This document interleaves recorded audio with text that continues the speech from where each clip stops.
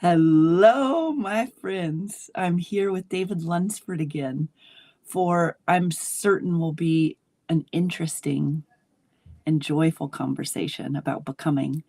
Let me just do my little Instagram thing here right quick. Go live. Okay, so last week David and I were together, and actually, quite a few people reached out to me. I didn't even tell you this, David, and they said, Mm, I loved that conversation with you and David. And I think awesome. part of it is it's who you are and how real you are. And I think it's also how we are together, Hmm. relatively relaxed and exploring. We both have a tremendous amount of wisdom and a measure of mastery in different areas. But we Hmm. also, I mean, I don't want to put words in your mouth, but I'm I'm not really interested in sort of the previous iterations of myself that were even necessarily a teacher or even a coach in the way that I've previously been. I there Hmm. is this thrill in me to just be myself and to Hmm. to tune into the me that's becoming and to let that be uh, what I do. Yeah. That's just a simple way of saying it. It's like that's my job. Hmm. So I think for anybody that's maybe hitting this up, that maybe they didn't watch the last one. I loved the way you started off the last one talking about how life set you up from the beginning to think outside the box and be creative. Yeah. Can you talk about that again? Your birth Yeah. piece and Totally. My name's David Lunsford, and I was born with one hand, which is a very interesting way to come into this world. Um, and I had a realization the other week that like I've had to be like super creative from the start, like because the way that I was taught anything was from a two-handed perspective, and that playbook didn't work for me. So every single thing in life I've had to figure out how to do from a point of view that hasn't been created yet. Like the manual hasn't been created. So it's pretty funny to think back and look at my beginning like that, and then to look at how I live my life. Like I never, it was like a kind of a wake up that when that thought came in, because I was like, whoa, that's why I'm so. The word that comes to me right away is weird, but different or unique. And I found myself in life like standing in places, like watching everybody do the things that they normally do, and just being like, why is my life so different than everyone else's?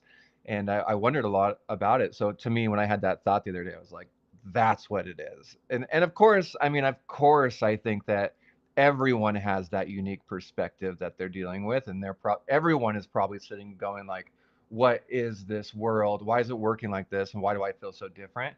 But for me, it was like kind of cool to have that moment of clarity of like, oh, this is because of this. So I'm kind of settled into it that my life's going to look different. There's just no chance it won't. Um, on the physical level of me having one hand, and then when you break it way down to the soul level of me being a unique expression of the universe, that it makes even more sense. But it's fun to get physical. so ah all right. Just before we started recording, I asked you what's up in your life, and you said you're having fun with becoming. I think that's how you phrased it. Yeah. And I felt this intersection point of self authorship, artful ways of living, and the becoming self. Hmm. So this is really what the sort of playground. These are the things on the playground today. Let's play with them. I like it. The becoming self, artful living, and self authorship. Um, I'll sort of volley it back to you, and we'll just play and unpack some of these. Cool. Well, I mean, I think that when you say those three things, it's like the same thing to me. It's like, Mm. who do I want to become? Like, what are the desires of my heart they are being played like if they were already happening, the desires were happening already, they'd be playing by a certain version of me. And so, like, for instance, like I was just telling you off the call here, like I had a friend reach out to me about my new record that I'm about to put out. I'm a singer songwriter, and they were beyond kind, and they were like, "Oh my God, like what song are you going to sing from this record when the record wins a Grammy award?" And for first off, no one has ever said that to me before. That was the first time Grammy award had ever been linked to my music in any kind of conversation in my mind, or I'd never even considered it. So I sat there thinking about it, and I was like, okay, well, I like that.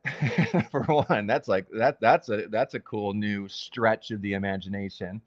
And then I was like, okay, well, how do I become that? And so I think it, like, the self authorship, like all of it is kind of like, what story do you want to write? Like what, and you're the main character. You're, so like, to write it is to kind of dream it. Like writing a story, like you're imagining the arc of where this person is going, and then you kind of come back into the one that's at the beginning of the story, and you're like, okay, how do I get that guy there? um, and I think that, like, some really cool things is, like, for the last, like, 3.5 years, I've been doing, like, brain training for my job. So I've seen how you can actually, like, imagine things over and over again, and then your brain actually starts to wire that in, because your brain doesn't know the difference between imagination and reality. So when you imagine something so good and you feel it as though it's true, your brain has to fire the same neural pathways as if it was happening right now. And if you can do that enough, then your brain actually becomes like, it fires and wires those, and then your brain becomes the one who has actually done that thing already. So I practiced this with piano. Like last year, I sat down at the piano, and I've dabbled on a piano before, but I've never really been a good piano player, or even like taken the time. But I was like, okay, cool. So what if I become a piano player and release a record in the first year of playing piano? And so I sat down and I played the piano. I knew a few chords, so I played them, and I tried to do a little bit of movement, and then I got frustrated. And I was like, okay, cool. So the brain is frustrated. I was taking it as I was frustrated, but my brain was like, you're done for right now. So I stepped away from the piano. And because of all the training and the knowledge that I've done from all this brain work, I was like, okay, I know right now that my brain is wiring in what I just did. So about hour or two later, I was out of frustration. So I sat down again, and I noticed right away I was better at the thing that I had done than the previously sit. And it was only 2 hours ago, and I was already better. And so then I got frustrated, and I would go away, get frustrated, go away. And I just kept on showing up to the thing, to the point of frustration, instead of identifying with the frustration, just realizing that my brain was at capacity for the wiring it needed to accomplish. And I would walk away and then come back, walk away, come back, walk away, come back. And now I'm like, seriously, like a month and a half away of releasing my first piano record. And it's like, I became it. I became the thing that I dreamt about 13, 14 months ago. Um, so I think that's what I'm talking about. So I self-authored it. I'm following my desires, and I went into the repetitive action of actually, this this thing that I'm sitting in can be rewired into the thing that I want it to become.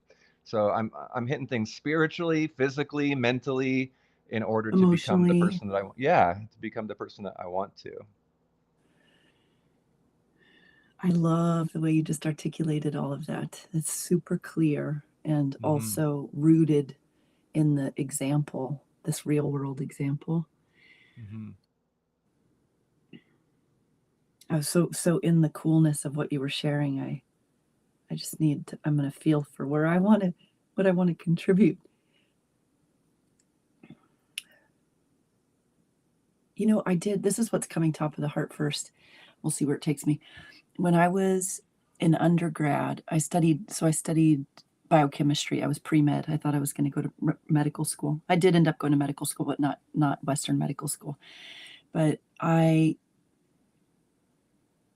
was it was my senior project, and I just knew like I couldn't do it on anything boring or anything old, I wanted to know what was new, like what was the freshest possible thing that I could look at through this lens of biochemistry.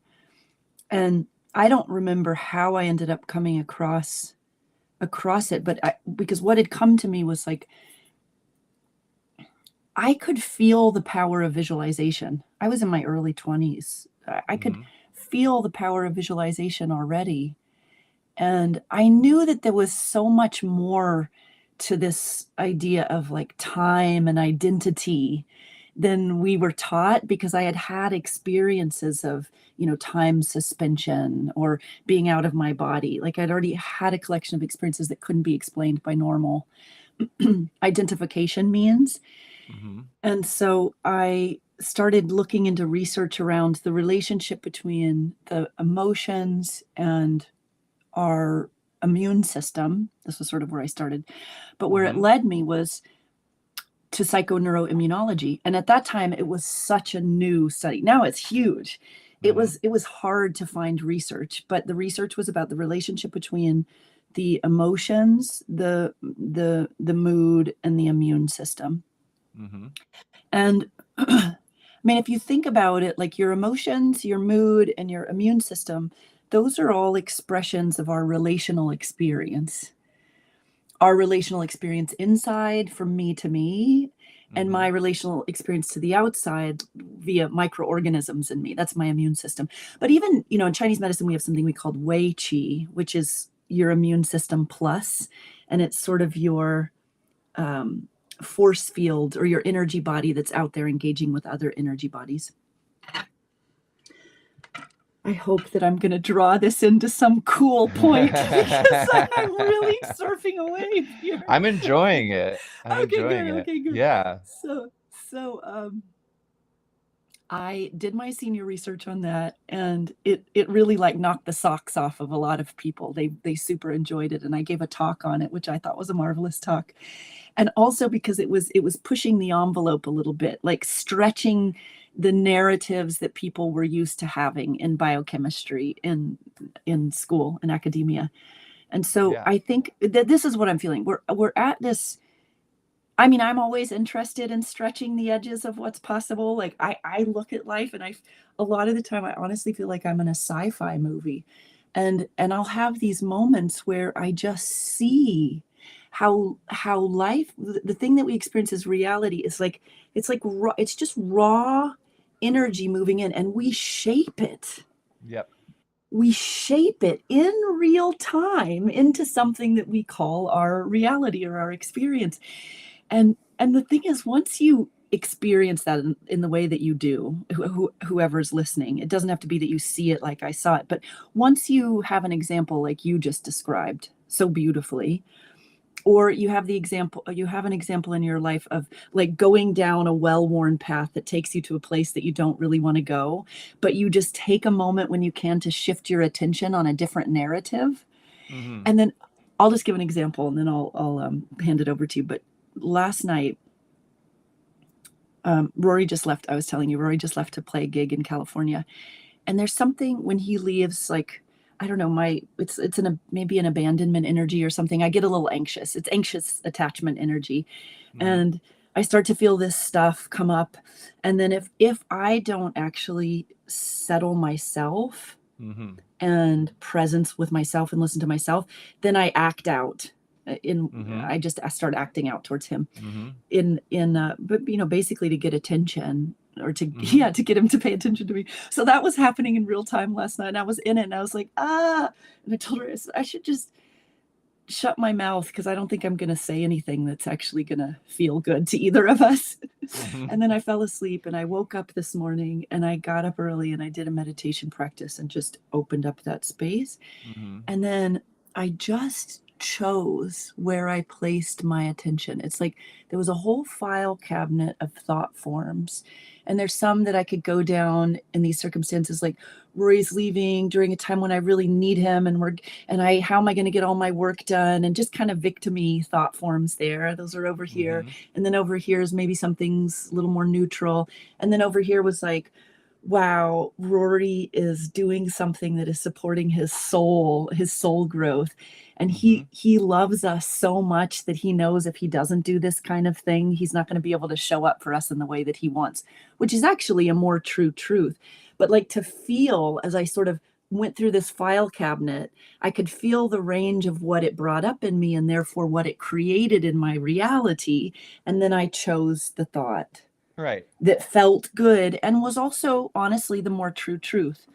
So that's my contribution right in this moment to this becoming conversation. Yeah, I love it. Like it sounds to me like you had a choice of which identity you wanted to become. Like so you had the Mm, identity that was like the one who needs Rory around or the one who's anxious without Rory around.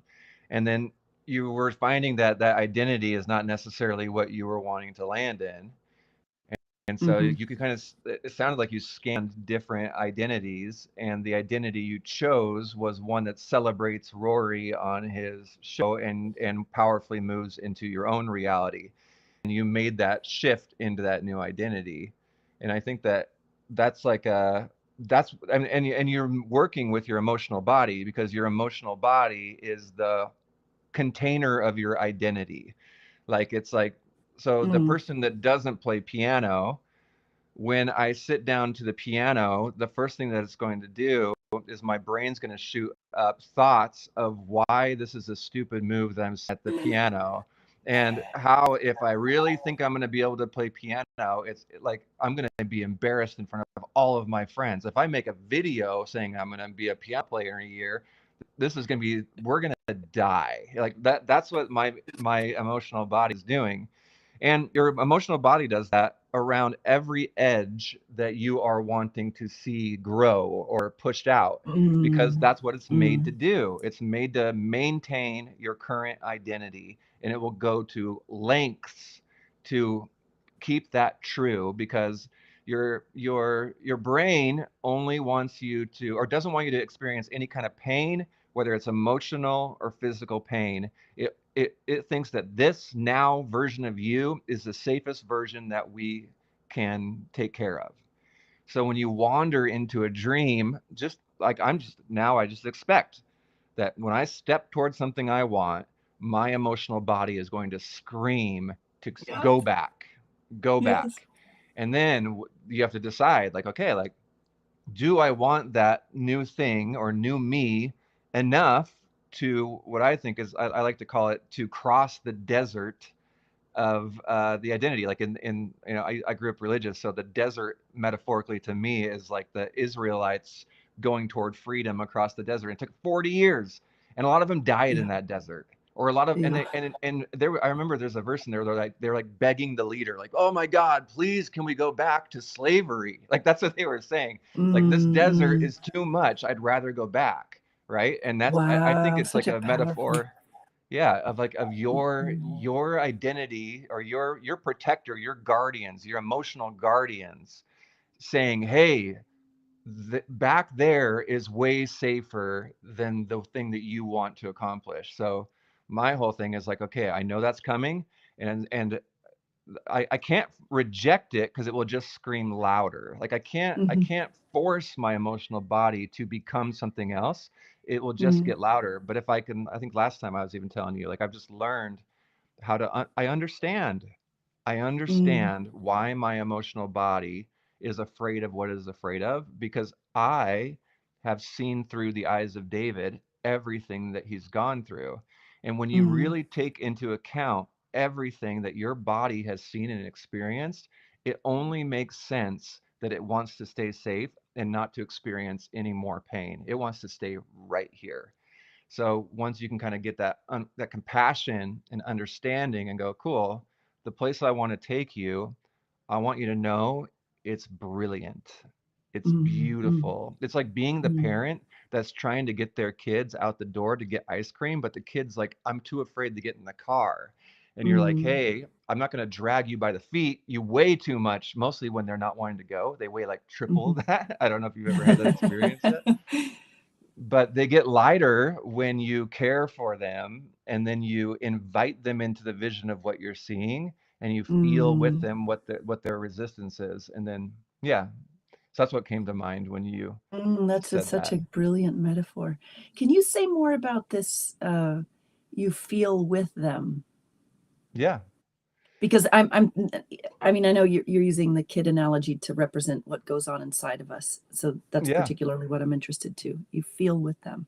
yeah. So I've realized that my body has the intelligence it needs to process emotions without me getting involved mentally.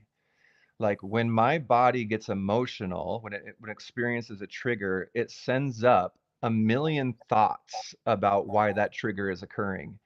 And in the old me, I would sit there and look at the thoughts and I would cheer them on. Yeah, that's true. That person shouldn't have said that. And so I get Right. identified with the thoughts, but the thoughts aren't meant to be identified with. The thoughts are actually just the processing, the steam of the processing going off of the emotional body. Right. So instead of being identified with the thoughts, what I figured out is if I just close my eyes and I put all of my awareness on my physical body, and I even go to like in between my chest and my back, I see if I see if I can put all of my awareness and get quiet enough and only feeling to where I can start feeling my heart beating. And if I can just spend time just all of my awareness on the heartbeat, it's really amazing what happens. The tension starts to shift and morph, and I just sit there and all I'm doing is feeling it. And the body is like starting to move everything it needs to move. And if I spend just like 10, 15 minutes total eyes closed, awareness on the heartbeat, I will open my eyes and now I am ready for my next step. So Mm-hmm. I've calmed the emotional body at the edge where it's afraid, and now it's calm on this edge, and now I can take another step or two, and then it will freak the fuck out again, and then I have to go Mm-hmm. again. Okay, now let's go ahead and do. Let me feel you. You can calm and let me move again. So I think that's what I Mm-hmm. mean by like feeling the emotions rather than thinking the emotions. Mm-hmm. And the feeling the emotions is uh, analogous to feeling with your kid, like getting in there Yeah. and feeling with them as you're transitioning them into the car, Yeah, right? same thing. Because like if Like, they're like, I don't want to get in the car, and I'm like, okay, why don't you want to get in the car? And they're like, well, because cars are so scary. You could get in this. Like they're right, dangerous. I don't like the seatbelt the way it hits my thing. And if I'm like listening to their thoughts, and I'm like, oh yeah, that's so true. I hate cars too. right, And right, now I am right. identified in their fear, and now we're both not going to get ice cream. Yes, that's so, oh, it's such a brilliant example. Um, I want to share this. I want to share this example too, because also I'm processing it right in the moment, and maybe you can have some reflections of it. But the last maybe week or something, Kiara has started doing this thing where she just screams at the top of her lungs like a pterodactyl. It's Hmm. piercing. Yeah. And I mean, I think it's interesting and kind of funny. And if she does it inside in a public place, I do feel a little bit of like, okay, well, this is not really appropriate for an inside space with other people. And I just let her know it might hurt other people's ears. So, right. We do kind of a fun Hmm. turn the knob down. Now Rory like had a very strong reaction to it, like, ow, that hurts, and I don't want you to do that. But as soon as he had a strong reaction, I saw how it pinged on, like, she just wanted to do it more. She Hmm. just wanted to do it more. So I've been watching them over this last week with that playing out. And last night he was on the phone getting ready for the gig stuff. And I was hanging out with her. And we were in the like kind of hallway between the bathroom and the kitchen. And she did one of her screams. And I felt a little flare of resistance. It's just a little energy flare of resistance, like the want to damp it down kind of thing. And as soon as I had the flare of resistance, I saw that look in her eye that was like, all right, there, I'm going to go again, right? So I Hmm. saw it was an energy dance. Hmm. And so she did again. And then I just became so curious about the energy dance. And I just leaned back on the wall and she just screamed again. And I just kind of felt like I was getting in there with her, like, oh, what's this journey that we're taking? Like, what's happening? What's this energy doing? And she did it like 7 or 8 times, and she went on this whole journey, and all this energy moved, and then it ended, and it was like we were both satisfied. I didn't have any fears that I'm training my child to scream. You know what I mean? Like, none of that mental stuff was there. I just felt like, "Whoa, we just went on this journey and some energy moved." Mm-hmm. It was so cool. That's amazing. Mm. That's amazing. But that's what you just shared reminded me of. It's like it's taking the journey with, and there is some measure of, like, a renunciation that has to happen when the immediate responses come up to want to control or dominate or, um, push any of those things, and I don't know if this is gonna be true, but I think because she and I went through that journey together and I got to feel the energy and she got to be met in it, I don't I don't really think that we have to have that kind of tangle up again Yeah. of meaning when she goes off because there's resistance around it. I think Yeah. it cleared it out. So I think also that translates to ourselves with this edge of becoming. Yeah. When we show ourselves that we can Right. presence in the body, then that is what Right. repairs trust, actually. It's what repairs trust. And Yes. then as our trust capacity grows, then we actually grow in our capacity to be at the edge, to be in paradox, to be in uncertainty and not leave ourselves. And then progressively, at least in my experience, like it's I part of me still screams when I'm on the edge too, but Yeah. I'm able it's just not as hard. I don't suffer as much. Right. I have a broader understanding. I can, all the good stuff. Right. Totally. Yeah, I love that. When you were talking, it reminded me of my relationship with my mom. The last 3 years, I've done like a lot of work on forgiveness work. And Mm, when I came there's this teacher that was teaching me that, like, because my mom doesn't have the capability of blank, and for me it was like at the moment was validating my spiritual experience, right? Because she doesn't have mm, the capability of doing that, my job is to validate my own experience. What was cool about this is had that mm. realization of, like, oh, I guess it's my job that I should validate myself. But I forgave her for it so deeply. In I had like neurofeedback, I had like electrodes on my brain, and I was like in this deep, slow brainwave state of like Wow. alpha, and then lower alpha. And I was just sitting there, and I had this beautiful forgiveness happen with my mom. And Wow. when I took that responsibility back, and when I healed that trigger, now when my mom is around me, that whatever unconscious need was being fulfilled by her not giving me the validation and then me triggering back from it. I think that's what you're Mm, talking about. This, like, this unconscious energetic need from one person and this unconscious pulling away from another person. Both people are getting something that they think is important in their lives when that occurs. But when one person heals the wound and then the other person shows up with it and it doesn't hit the wound, then they're not getting that from you anymore. So actually that thing between them goes away. So mm. now between me and my relationship with my mom right now is like the best it's ever been. It's like so stellar. Wow. But what I really liked that you did there is you pulled that into personal. Like, so when my body screams and I react by pulling away from the thing that I wanted to do, but I won't do now because my body is mad at me, right? Mm, When I heal that and I actually can like sit in the storm, emotional storm of my body as the container who just sits there and feels and doesn't get caught up in the story and doesn't react, but just sit there and mhm. feels and becomes a safe harbor for their storm to move through and totally fine with it. Just feel, right? Then the body doesn't unconsciously do that anymore because it's not getting the same reaction off of conscious me. So I really that was Yes. helpful for me to hear you explain that. It's like, oh, that's what's happening. It's like I provide the container just like you did for Kiara, and they'll do it. They'll throw it up. They'll go mad. But if you can just sit there and hold it as a true calm and care and understanding, then they'll flip around and do it, and then soon it will be out of the system because it was never allowed. It was never allowed for the Right. system to express all the way.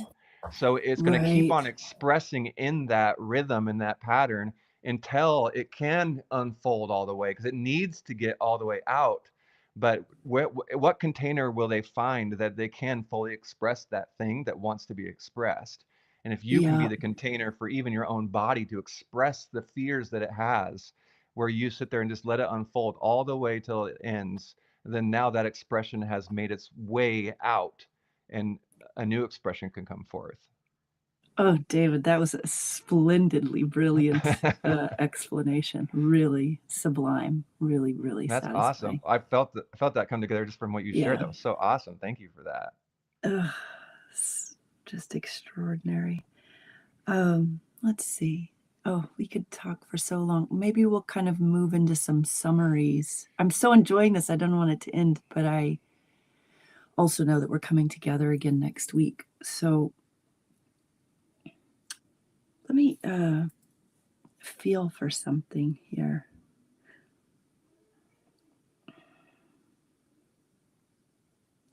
The word that comes to me is fluidity. And what do you want to say about fluidity in this process and in relationship to everything we're talking about? Yeah. What pops to me is like my consciousness is fluid. Did I lose you? Am I still with you? No, I'm with you. Okay. Oh, My yeah. consciousness is fluid. My body is matter, right? So it's not moving as fast as my consciousness. Like I arrive in David every morning as consciousness with a whole bunch of dreams that I want Mm-hmm. to happen now. But my body is in a slower vibration than my consciousness is, because I can see my body, which means it's slow enough for me to see, but I can't Mm-hmm. see my consciousness, which means that it's at a faster vibration. Mm-hmm. And so fluidity is like it's using your consciousness to soften the body into space again to where it can actually be fluid, because right now it's stuck in its shape and its identity, and where it remains is like where it wants to remain. So that's what comes up with the fluidity to me, is like my consciousness is fluid, my body is matter. How do I move in consciousness to cause the body to be fluid? Ooh, that's cool. Really, really cool. I I've been thinking a lot about fluidity because these themes, the big themes that have been coming up this last, I don't know how many months, but I've been really feeling it concentrated in this last month around identity's thinning. I've had this phrase come to me when I was walking, the birth of the fluid unified self. The birth of the fluid unified self. That's what I feel happening in me. And this is what we are sort of this container thing that you brought up about holding the container so all the energy can move. Also, within what we're doing in the Lumina Guild, it's like the container for the gestational sac for the birth of the fluid unified self. And I just, how I've been experiencing it is that I can so presence with myself, hold that space for all the waves, all the stuff that's moving, and uh, with increasing capacity, I can choose, like that file cabinet metaphor I had in the beginning, choose where I'm going to place my attention and therefore what identity experience I'm going to have. So I'm, words fail here because we're getting into a little bit of like there's the not where the non-dual meets the dual. you Yeah, know, for sure. the For sure. unified self is it's beyond stable because it just is. It's the Right. isness of Tiffany, Right. and then the complete mutable Tiffany, who is exploring so much more range with so much more freedom Yeah. because of who I am now, because of all the work that I've done, because of the capacities that I have. Right. And so when, like, to me, that's that's artful living, like the epitome of artful living, because I am the artist, I am the masterpiece, and I'm placing the brushstrokes. Sometimes I'm doing it with awareness and sometimes I'm not, but Right. it's all happening. Yeah. That's beautiful. I mean, what's the term you said? The unified fluid, The birth what of the is it? fluid unified self. Yeah. So I think that that is the movement from body and name and details about your life into who you actually are. You are Mm, consciousness, pure mm, consciousness, choosing to move through the wiring of Tiffany. And the mm-hmm. more that you can, me too, the more I can identify with consciousness rather than David, then that's I actually am that title that you're saying, and so are Yeah, you. You are yeah, already that. It's just how do we pop out into that and then learn how to now animate this body as that. from that. Beautifully said. Mm-hmm. Mm-hmm. Okay, I think that's a great point to end on. Cool. And unless you're feeling something else that wants to be like a ribbon tied on top. Definitely say anything that you want to say about how people can reach you or find out more about you. Cool. Yeah. Well, I'm doing a whole bunch of work on Instagram right now. I'm trying to become an Instagram influencer. So Yeah, that's so what if I'm you're doing. listening to this, go over and give David a follow, Yeah, please. please follow. Yeah. So you can find me at underscore David Lunsford underscore. And then my music's on Spotify under David Lunsford. And then I have a website called emotionalcreative.com. And I think I'm up to the same thing that you're up to, Tiffany, is like one, I just want to see who I can become when I pop out into consciousness and dream massive dreams. And then I'm so addicted to it that I want to have conversations about that with other people Stop. constantly, Yeah, constantly, and fan the flame of who they are because I think it works. So if it it works does for work. one, let's make it work for all, you know? Mm, mm, mm, mm. I All would say right. one final thing, sorry. Yeah. You did this to me. Say more. Well, I came to you, I don't even know how, like it was on my birthday, probably around, I don't even know, 5, 6 years ago. I came to you on my birthday for the first time ever, and you caught me as matter. Mm, Like you caught me as David. mm, And the kinds of things that you taught me have led me to the point where I more identify as consciousness, or at least have the path or the desire to more identify as consciousness than David. And it wasn't only you, but you were yeah. very monumental on the journey of healing David so much that he changed so much that I could no longer relate to those past versions of myself. And I got addicted to the journey of healing this guy and seeing him become more fluid. So I would say that you've done this to me. Or I was part of the team. I was part of Yeah. the team. Yeah. Oh Yeah. my gosh. I'm so glad you said that also because I have to tell you this whole live. Well, 80% of the live when I wasn't talking myself. I um I was just watching you and I'm like, check this guy out. This guy. Look at this guy like go. I am so impressed.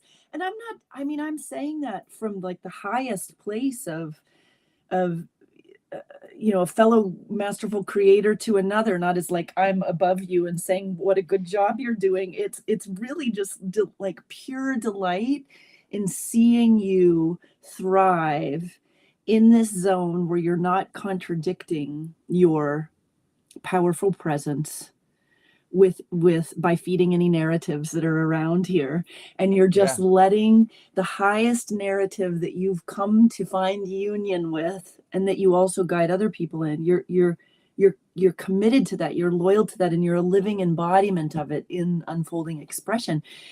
And I think that's the most exciting thing in the world. I just think Yeah. it's the most exciting thing in the world. Me too. Me too. And I Really. am thankful for you. Thanks for being such a huge part of it. It's awesome. It's so cool. All right. Oh, what a love fest. Okay, everyone. David and I will sign off and we'll be back again next week. Share this with others. If you're watching it on YouTube, like and subscribe, and be sure to visit David's social media so we can all be part of this dream that's dreaming him. Yeah, And that'd be for amazing. anyone that wants to get closer into my sphere, join me in the Lumina Guild. There should be links everywhere on all the social media places. All right, David, stay on for just 1 sec after if you can. And let me Sure. end Instagram. And let's end.